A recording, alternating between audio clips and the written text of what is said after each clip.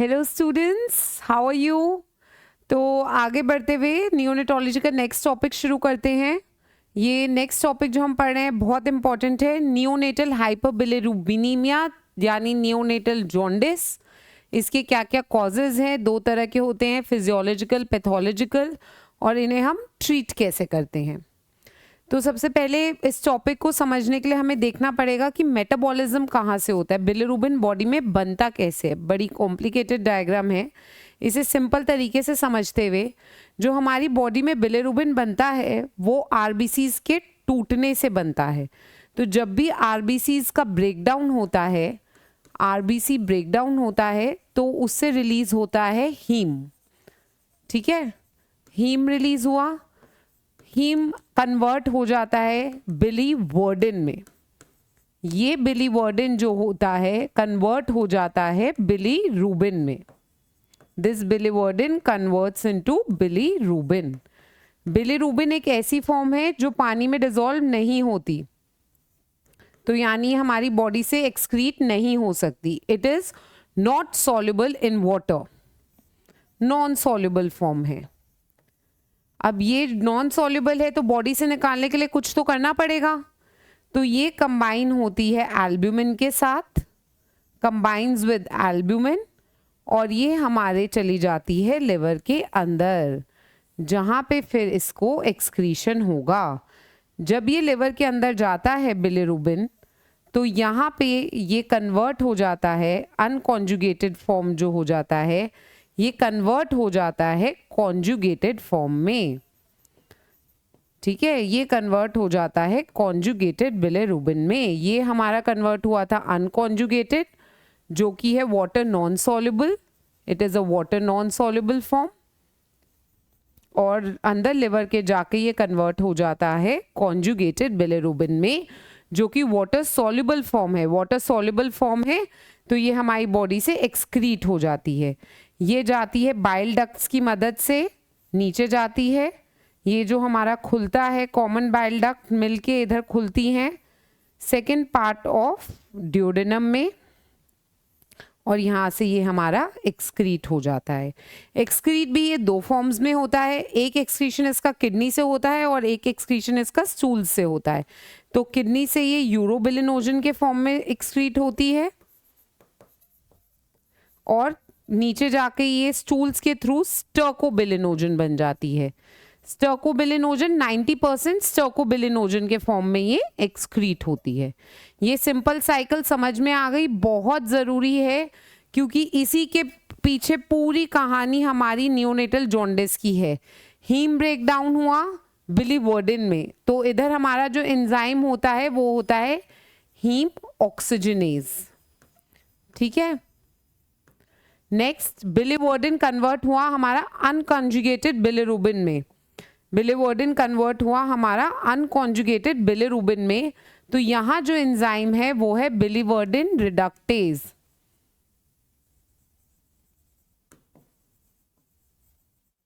फिर ये आगे गया, मिल गया ये साथ में एल्ब्यूमिन से। एल्ब्यूमिन से ये अनकॉन्जुगेटेड बिलिरुबिन लिवर में चला गया। लिवर में यहाँ पे जो है सबसे इम्पॉर्टेंट एंजाइम, जिसके आगे बहुत सारी बार हम इसकी बात करेंगे, उसे बोलते हैं यूडीपी ग्लूकोरोनिल ट्रांसफरेज। ये बहुत इंपॉर्टेंट एंजाइम है, क्योंकि यही एंजाइम है जो हमारा कन्वर्ट करेगा अनकॉन्जुगेटेड को कॉन्जुगेटेड में, और फिर कॉन्जुगेटेड बॉडी से एक्सक्रीट होगा in the form of urobilinogen and stercobilinogen. तो तीन एंजाइम्स हमने पढ़ लिए, heme oxygenase, biliverdin reductase and UDP glucuronyl transferase, जो कि है सबसे इम्पॉर्टेंट। अब ये नीचे चला गया कॉन्जुगेटेड बिलिरुबिन। दो चीज़ें तो हो गई, एक थोड़ी सी और चीज़ होती है कि ये धीरे धीरे धीरे धीरे थोड़ा थोड़ा थोड़ा थोड़ा वापस आ जाता है। इसे बोलते हैं एंटेरोहेपैटिक सर्कुलेशन। एंटेरोहेपैटिक सर्कुलेशन, जब इंटेस्टाइन में गया तो थोड़ा सा एब्जॉर्ब होके वापस आ गया, एंटेरोहेपैटिक सर्कुलेशन। ठीक है, तो ये हमारा पूरा चार्ट कंप्लीट हो गया। इधर जो हमने डायग्राम देखी थी सेम है, हीम ब्रेक डाउन हुआ बिलिरुबिन, बीच में स्टेप हीम का आ गया, इधर एंजाइम हीम ऑक्सीजनेस, एल्ब्यूमिन से कन्वर्ट होके ये अंदर गया, इधर आया यूडीपी ग्लूकोनिल ट्रांसफरेज और अंदर गया, यहाँ पे बाइल डक्ट और इधर कन्वर्ट करके कॉमन बाइल डक्ट बन के ये खुल गया इधर, फिर उसके बाद ये आगे आगे गया और स्टर्कोबिलिनोजन की फॉर्म में नीचे जाके एक्सक्रीट हो गया। तो ये थी आपकी सिंपल डायग्राम। अब आगे बात करते हैं कि असेसमेंट कैसे करते हैं नियोनेटल जॉन्डिस की। एक होती है क्लिनिकल असेसमेंट, जब भी हम राउंड्स पे जाते हैं हम हर बच्चे का चेक करते हैं कि कहीं बच्चे का जॉन्डिस बढ़ा हुआ तो नहीं है, क्या हमें ज़रूरत है उसका बिलिरुबिन लेवल भेजने की। तो उस मेथड को हम कहते हैं क्रैमर्स मेथड। क्या कहते हैं? क्रैमर्स मेथड या क्रैमर्स रूल। क्रैमर्स मेथड या क्रैमर्स रूल, ये है screening test. This is a screening test bilirubin के लिए। तो this is a screening test. तो ये हम अपनी फिंगर से चेक करते हैं राउंड्स में, वेल लिटेड रूम में या सनलाइट में लाके बच्चे को चेक करते हैं। सबसे पहले उसके फोरहेड पे प्रेस करते हैं। तो इसमें जोन्स में डिवाइड किया हुआ है। जोन 1 में अगर सीरम बिलिरुबिन इंक्रीज है तो उसे लेवल होता है 6 to 8 मिलीग्राम पर डेसीलीटर। ठीक है, अगर फेस पे है अप टू द नेक। नीचे आ गया chest region up to the umbilicus, zone 2। तो जोन 2 में जो बिलिरुबिन होता है वो हो जाता है 8 to 10 मिलीग्राम पर डेसीलीटर। फर्दर अगर हम नीचे आते हैं जोन 3, लोअर एब्डोमेन से थाइस तक अगर आ गया, this zone 3 it is 10 to 12 milligram पर डेसीलीटर। ठीक है, और नीचे आते हैं, अगर हम और नीचे आएंगे ये 4th जोन आ गया जो लोअर लेग्स पे आ गया है और इधर आर्म्स पे आ गया है। तो ये हमारा हो जाता है 12 to 14 मिलीग्राम पर decilitre. And any time if the jaundice is at the level 5, जो कि हमारा है palms and soles, palms and soles पे अगर हमें दिख रहा है जॉन्डिस, तो this is always and always more than 15 milligram पर डेसीलीटर। तो ये रूल है, इसे बोलते हैं क्रैमर्स रूल। तो इस रूल के अकॉर्डिंग हम राउंड से बच्चे को असेस करते हैं, ज़रूरत लगती है तो बच्चे का सीरम बिलिरुबिन भेजते हैं। तो ये पहला मेथड हो गया क्रैमर्स रूल। सेकेंड मेथड क्या होता है, हमारे पास एक डिवाइस है जो बहुत रिसेंटली आई है जिसे बोलते हैं ट्रांसक्यूटेनियस बिलिरुबिनोमीटर, TCB, ट्रांसक्यूटेनियस बिलिरुबिनोमीटर। इससे क्या हम करते हैं कि स्टर्नम पे चेक करते हैं और स्टर्नम पे अगर बिलिरुबिनोमीटर में भरा हुआ आता है, कई बारी visual assessment is not good, sunlight is not there, तो बिलिरुबिनोमीटर में अगर भरा हुआ आता है बिलिरुबिन तो हम बच्चे के सैंपल्स भिजवाते हैं। तो these both are screening methods, these both are screening methods. ठीक है, इतना हमें समझ में आ गया, ये भी स्क्रीनिंग मेथड है और ये रिलायबल है आफ्टर 24 आवर्स। ठीक है, using TCB reliable only after 24 hours. उसके बाद अगर हमें पता लग गया कि भरा हुआ है बच्चे का, तो जो डेफिनेटिव मेथड होता है या जो बेस्ट मेथड होता है, best method for assessment is serum bilirubin. Best method for assessment is बच्चे की खून की जांच भेज दो, सीरम बिलिरुबिन लेवल्स। तो अब सीरम बिलिरुबिन लेवल्स अगर हम भेज रहे हैं तो हमें नॉर्मल भी पता होने चाहिए कि नॉर्मल लेवल्स कितने हैं।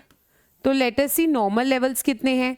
बिलिरुबिन हमेशा 2 में डिवाइड होता है, टोटल बिलिरुबिन, उसके बाद वो unconjugated and direct and indirect bilirubin देता है। तो जो नॉर्मल लेवल होता है, normal level of total bilirubin newborn's में जो होता है, that is around 1 to 1.3 milligram पर डेसीलीटर, दिस इज नॉर्मल। और अगर इसमें हम 2 में डिवाइड कर दिया, इनडायरेक्ट एंड डायरेक्ट, यानी अनकॉन्जुगेटेड एंड कॉन्जुगेटेड, उसे इनडायरेक्ट और डायरेक्ट भी बोलते हैं, तो ये होता है अराउंड अबाउट 0.7 मिलीग्राम पर decilitre and this is around about 0.2 to 0.3 milligram per deciliter. So this is a normal level of serum bilirubin. Reports भरी हुई आती हैं, हमारे पास चार्ट्स होते हैं। ठीक है, टोटल सीरम बिलिरुबिन नॉर्मोग्राम, जब हमारे पास इसके लेवल्स आ जाते हैं तो हमारे पास ऐसे चार्ट फॉर्म में होता है। इधर हमारा होता है टोटल बिलिरुबिन। ये हमें याद रखना है कि चार्ट्स में हम कभी भी डायरेक्ट या इनडायरेक्ट बिलिरुबिन नहीं देखते, हमेशा टोटल बिलिरुबिन देखते हैं। तो यहाँ पे हमारा होता है टोटल बिलिरुबिन, यहाँ पे हमारी होती है एज, और ये एज होती है आवर्स में। तो जिस हिसाब से हमारा बिलिरुबिन आता है उसे हम इस चार्ट पे प्लॉट करते हैं एंड उसके अकॉर्डिंग देखते हैं कि एज के अकॉर्डिंग लेवल्स रेज हैं, बच्चे को ट्रीटमेंट चाहिए या बच्चे को ट्रीटमेंट नहीं चाहिए। तो ये जो चार्ट्स होते हैं इन्हें हम बोलते हैं TSB नॉर्मोग्राम्स। TSB नॉर्मोग्राम्स, ये याद रखेंगे। इन चार्ट्स का नाम है टोटल सीरम बिलिरुबिन नॉर्मोग्राम्स। ठीक है, ये हो गई असेसमेंट की बात, ये हमने असेस कर लिया। अब देखते हैं टाइप्स ऑफ नियोनेटल जॉन्डिस क्या है। हमारे पास दो टाइप्स के नियोनेटल जॉन्डिस हैं, physiological neonatal jaundice and pathological neonatal jaundice. तो हो गया पहला फिजियोलॉजिकल नियोनेटल जॉन्डिस एंड दूसरा हो गया इसकी फिजियोलॉजिकल एंड पैथोलॉजिकल। दूसरा हो गया पैथोलॉजिकल। अब इन दोनों में डिफरेंस क्या क्या है वो हमें जानने हैं। जो फिजियोलॉजिकल नियोनेटल जॉन्डिस होता है वो कभी भी 24 आवर्स से पहले नहीं आता, नेवर अपीयर्स बिफोर 24 आवर्स। ये वाला जॉन्डिस 24 आवर्स से पहले अपीयर हो जाता है, मे और मे नॉट, ठीक है। may appear before 24 hours, may appear before 24 hours, ठीक है। ये नॉर्मल होता है, इसमें जनरली ट्रीटमेंट रिक्वायर्ड नहीं होती है। Never appear in palms and sole, never appear in palms and sole. And this one appears in palms and soles, ये वाला appear होता है palms and soles में। थर्ड डिफरेंस क्या है, जनरली हम जब हिस्ट्री लेते हैं किसी भी जॉन्डिस पेशेंट की तो हम पूछते हैं डार्क कलर्ड यूरिन थी क्या या क्ले कलर्ड स्टूल थे, तो वो हमेशा पैथोलॉजिकल जॉन्डिस में मिलेंगे। History of dark coloured urine and clay coloured stool इसके अंदर मिलेंगे, उसके अंदर नहीं मिलेंगे। clay colored stool and dark colored urine, stools are clay colored, ठीक है। नेक्स्ट persist, कब तक करेगा। Physiological jaundice never persist beyond 2 to 3 weeks, term newborn's में 2 weeks तक रहता है, प्री टर्म में अप टू 3 weeks रह सकता है। So any jaundice persisting beyond 3 weeks, persisting beyond 3 weeks, more than 3 weeks is a pathological jaundice and child needs to be evaluated। तो ये हो गए हमारे डिफरेंस फिजियोलॉजिकल और पैथोलॉजिकल जॉन्डिस में। फिजियोलॉजिकल जॉन्डिस जो है कभी भी 24 घंटे से पहले नहीं आता, पाम्स एंड सोल्स पे नहीं आएगा, 2 से 3 हफ्ते में खत्म हो जाएगा, हिस्ट्री नहीं मिलेगी क्ले कलर्ड स्टूल की और डार्क कलर्ड यूरिन की। अब ये बच्चा दिख रहा है जॉन्डिस है, येलोइश डिस्कलरेशन दिख रही है इसकी पूरे फेस की अप टू चेस्ट की।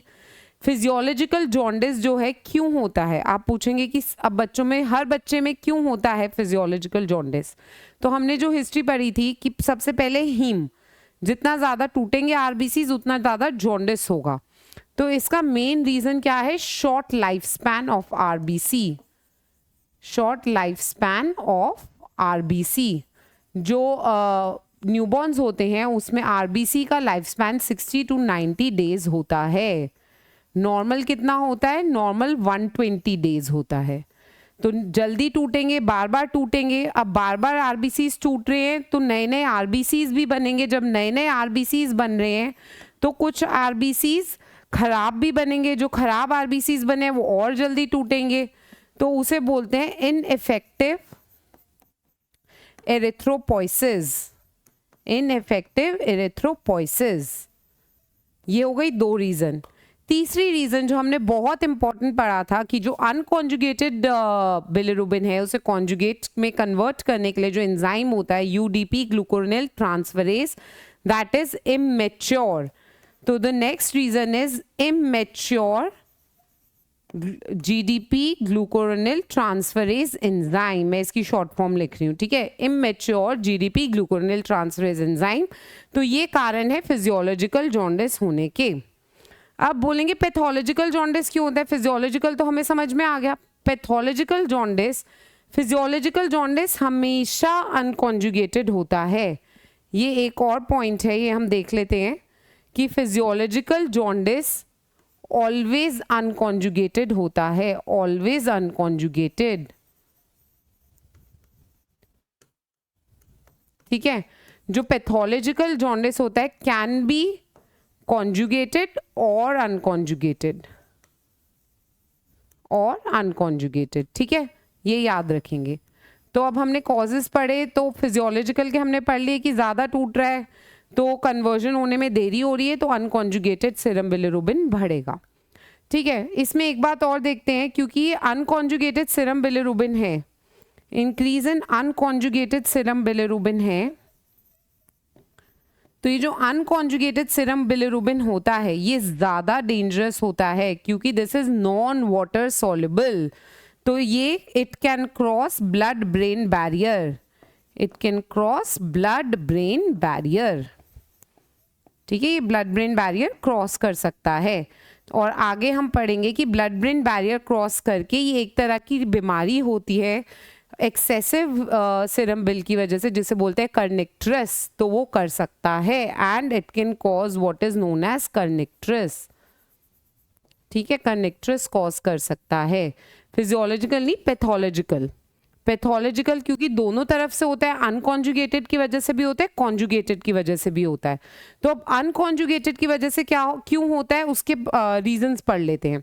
तो अनकॉन्जुगेटेड जो होता है वो दो कारण से हो सकता है, या तो हमारा हीमोग्लोबिन ज़्यादा ब्रेक डाउन हो रहा है, ठीक है, इंक्रीज प्रोडक्शन हो रही है बिलिरुबिन की, तो हीमोलाइसिस, हीमोलाइसिस दो रीजन से होगा, या तो हमारे जो इनकम्पैटिबिलिटी के फैक्टर्स हैं,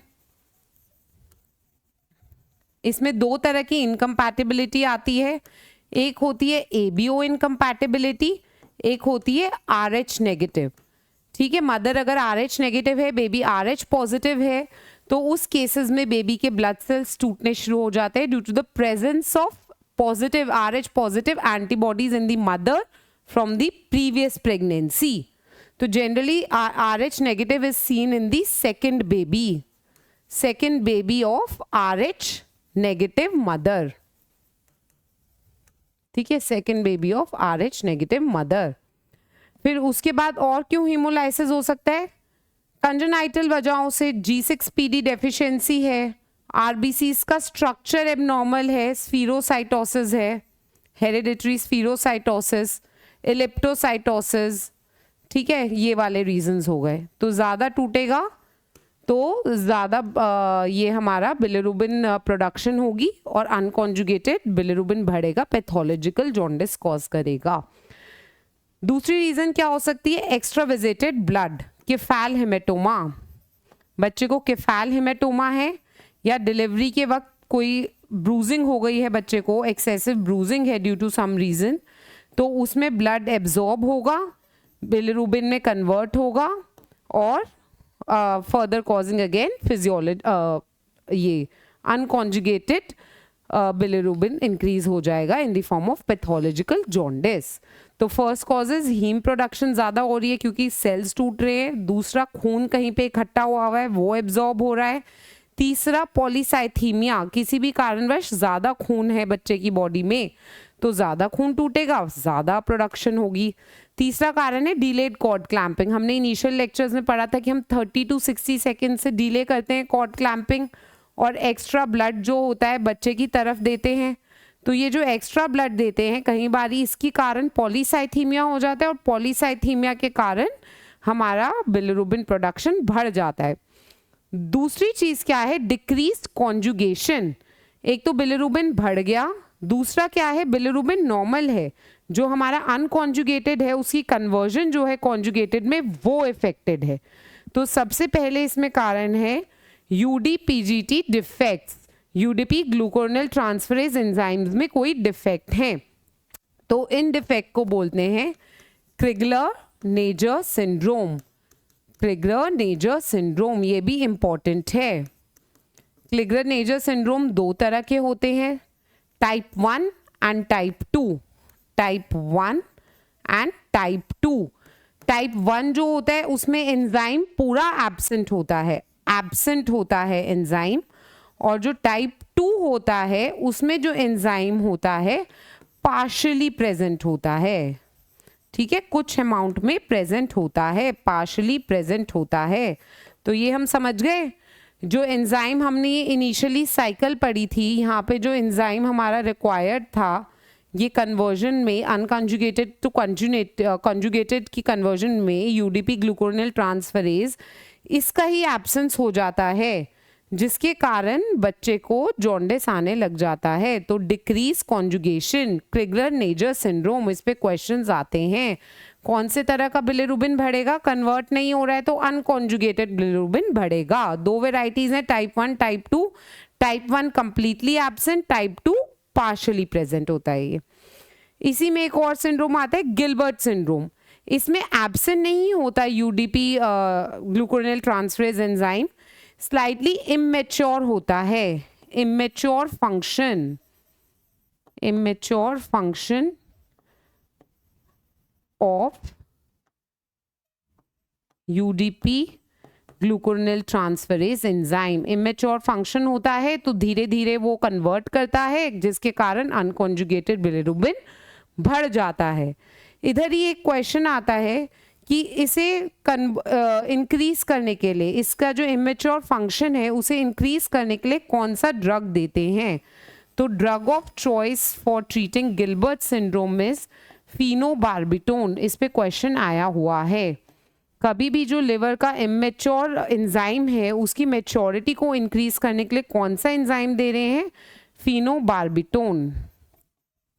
ये इधर याद रखेंगे, कौन सा एंजाइम दे रहे हैं? फिनोबार्बिटोन।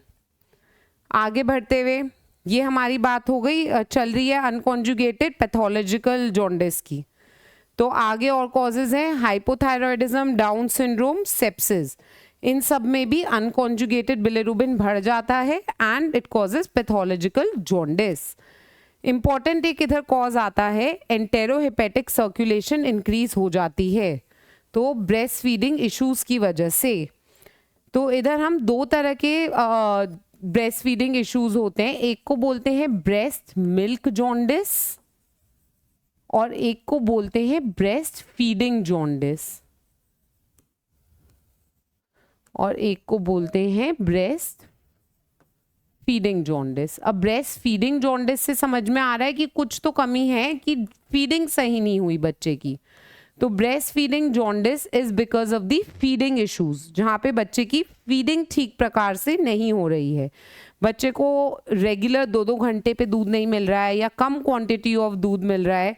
तो breast feeding jaundice is due to breastfeeding issues. Breastfeeding is not done properly. Breastfeeding is decreased. तो decreased breastfeeding के कारण क्या होता है? बॉडी का मेटाबॉलिज्म डिक्रीजेस। डिक्रीज फीडिंग से metabolism of body decreases and साथ साथ metabolism of bilirubin also decreases. ठीक है, metabolism of bilirubin also decreases, जिसके कारण अगेन अनकॉन्जुगेटेड हाइपरबिलिरुबिनीमिया बढ़ जाता है। ये शुरुआती डेज में ही प्रेजेंट कर देता है, प्रेजेंस अर्ली, इनिशियल पीरियड में ही प्रेजेंट कर देता है। ये 0 to 3 डेज में आना शुरू हो जाता है ब्रेस्ट फीडिंग जॉन्डिस, जब भी ब्रेस्ट फीडिंग में बच्चे को इश्यूज होते हैं। नेक्स्ट हमारा आता है breast milk jaundice. Breast milk jaundice क्या होता है? सॉरी, इनिशियल 0 डे पे, एज एन ये फर्स्ट डे पे प्रेजेंट नहीं करेगा, इनिशियल मतलब विदिन 7 डेज ये आने लग जाता है breast feeding jaundice. Breast milk jaundice क्या होता है? बच्चे को फीडिंग प्रॉपर मिल रही है बट कुछ सब्सटेंसेस हैं मिल्क में जिनके कारण बिलिरुबिन की कॉन्जुगेशन प्रॉपर नहीं हो पा रही। तो ये 2 सब्सटेंसेस इसके अंदर मिलते हैं जिनके कारण बिलिरुबिन की कॉन्जुगेशन नहीं हो पा रही। एक है हमारा 3 अल्फा 20 बीटा डियोल और एक दूसरा एंजाइम होता है बिलिरुबिन ग्लूकुरोनिडेज।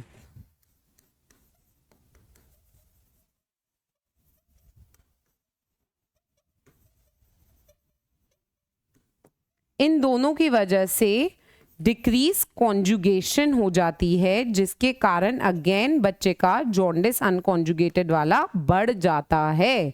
जब ये जॉन्डिस बच्चे का बढ़ जाता है तो ये थोड़ा डिले प्रेजेंट करता है। जब मदर बहुत मिल्क पिला रही है, इंक्रीज फीडिंग कर रही है, तो ये डिले प्रेजेंट करता है। It generally presents late after 7 days, 7 days के बाद प्रेजेंट करता है।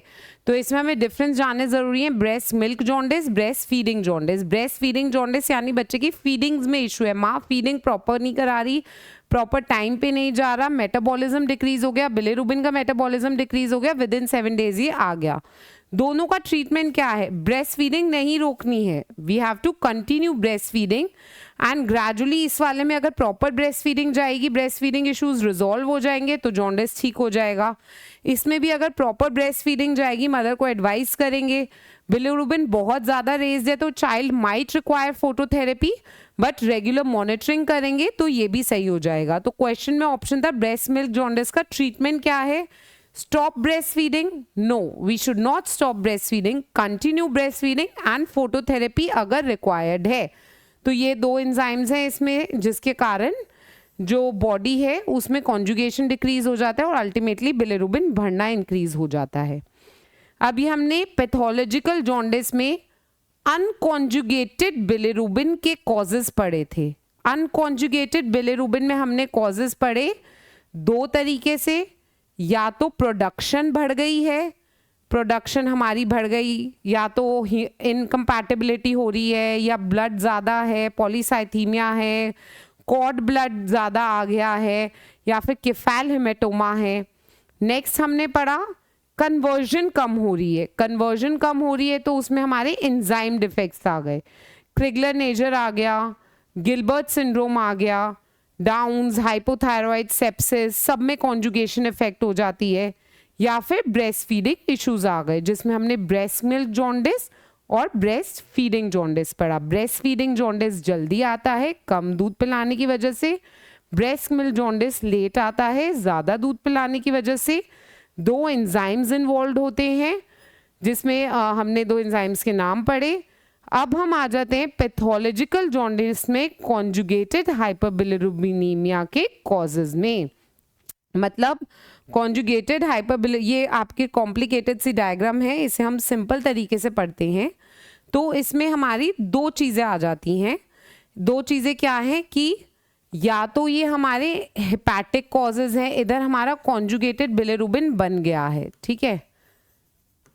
अब या तो ये लिवर से बाहर नहीं जा रहा, या तो लिवर से बाहर नहीं जा रहा, या फिर ये हमारा लिवर से बाहर तो चला गया, बाइल डक्ट से भी आ गया, इधर आके बाइल डक्ट से ये सेकंड पार्ट में नहीं जा पा रहा, ठीक है, सेकंड पार्ट में नहीं जा पा रहा। तो दो जगह इफेक्ट हो सकता है, इंट्रा हेपेटिक कॉजेज हो सकते हैं या एक्स्ट्रा हेपेटिक कॉजेज हो सकते हैं। तो इधर हम अपने इंट्रा हेपेटिक कॉजेज पढ़ते हैं। इंट्रा हेपेटिक यानी कोई भी कारणवश लिवर के अंदर से बाहर नहीं जा रहा कॉन्जुगेटेड बिलिरुबिन। तो इंट्रा हेपेटिक कॉजेज में हमारे सारे, एक तो सेप्सिस आ जाता है, ठीक है, इन्फेक्शंस आ जाते हैं, सभी तरह के इन्फेक्शंस हैं इसके अंदर, टॉर्च इन्फेक्शंस, ठीक है, साइटोमेगैलोवायरस, रूबेला, टॉक्सोप्लाज्मोसिस आता है इन्फेक्शंस में, ट्यूबरक्यूलोसिस आता है, इसकी वजह से अंदर से बाहर नहीं जा पा रहा है। दूसरा स्ट्रक्चरल डिफेक्ट आ जाता है जिसमें हमारा एक सिंड्रोम आता है एलर्जाइल सिंड्रोम, ये हमें बस याद रखना है। इसमें क्या होता है, पॉसिटी ऑफ बाइल डक्ट्स, जो छोटी अंदर बाइल डक्ट्स हैं उनकी पॉसिटी यानी कम बनती हैं वो, जिसके कारण वो बाहर नहीं जा सकता, पॉसिटी ऑफ बाइल डक्ट्स। और क्या हो सकता है, अंदर कोई भी प्रेस कर रहा हो यहाँ पे, है ना, जैसे इधर हो गया ट्यूमर हो गया, कोई malignancies, cirrhosis, intrahepatic cirrhosis, congenital cirrhosis. तो इन सब कारणों से लिवर के अंदर से बाहर नहीं आ पाता। अब लिवर के अंदर से बाहर आ गया तो क्या हो सकता है, यहाँ पे दिक्कत हो सकती है, स्क्लेरोजिंग कोलिंजाइटिस, एक्स्ट्रा हेपेटिक कॉजेज, बाहर की तरफ से क्या क्या दिक्कत हो सकती है, ठीक है, एक्स्ट्रा हेपेटिक कॉजेज, बाहर की तरफ से बिलिरुबिन रीच क्यों नहीं कर पा रहा हमारा इंटेस्टाइन तक। तो इसमें पहला कॉज है स्क्लेरोजिंग कोलिंजाइटिस, जिसमें वो प्रेस कर रहा है बाहर की तरफ से। और क्या हो सकता है, सेकंड हो सकता है कोलेडोकल सिस्ट, फिर कोई ट्यूमर हो गया बाहर की तरफ से, पैनक्रियाटिक ट्यूमर, किसी भी तरह का ट्यूमर है जो बाहर की तरफ से अंदर धक्का डाल रहा है, जिसके कारण इधर से नीचे बिलिरुबिन नहीं जा पा रहा। तो सिंपल याद रखेंगे, कॉन्जुगेटेड हाइपरबिलिरुबिनीमिया जो है उसके दो कॉजेज हैं। कॉन्जुगेटेड बिलिरुबिन या तो लिवर से ही बाहर नहीं जा पा रहा है, लिवर से बाहर आ गया तो बाइल डक्ट के थ्रू अंदर इधर नहीं जा पा रहा है। सेकेंड पार्ट पे लिवर से क्यों नहीं बाहर आ पा रहा है, सेप्सिस है, इन्फेक्शन है, कोई मेलिग्नेंसीज हैं जो प्रेस ऑन कर रही हैं, कोई एनलार्ज लिम्फ नोड्स हैं जो प्रेस कर रही हैं, या फिर लिवर के अंदर जो बाइल डक्ट्स हैं, एलर्जाइल सिंड्रोम प्रॉपर्ली डेवलप नहीं हुई हैं, ठीक है, या फिर कोई सिरहोसिस है, कंजेनाइटल हेपेटिक सिरहोसिस है, उसके कारण अब बाहर आ गया। तो इधर से बाहर क्यों नहीं जा पा रहा, या तो बाहर से कोई ट्यूमर प्रेस कर रहा है, या कोलेडोकल सिस्ट है, या स्क्लेरोजिंग कोलिंजाइटिस है। तो इतना आज हमने बहुत इंपॉर्टेंट चीज़ें पढ़ी हैं, इसे अच्छे से याद करना है, अच्छे से रिवाइज करना है और डाउट्स सॉल्व करेंगे आगे, and we'll continue further in the next lecture. Thank you.